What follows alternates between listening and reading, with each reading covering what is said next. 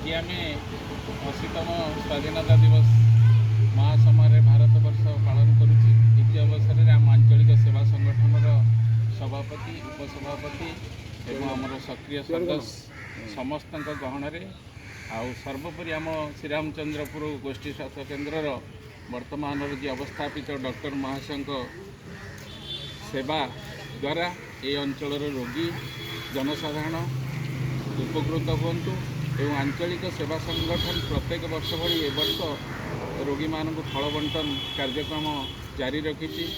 सेवा क्षेत्र में ये अंचल गोटे आदर्श अनुष्ठान हिसाब से आंचलिक सेवा संगठन तार लक्ष्य उद्देश्य समाज दूची।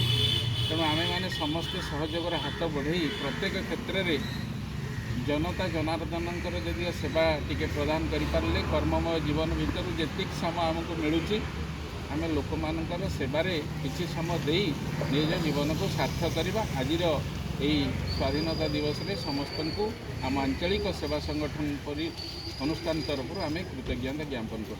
जय हिंद।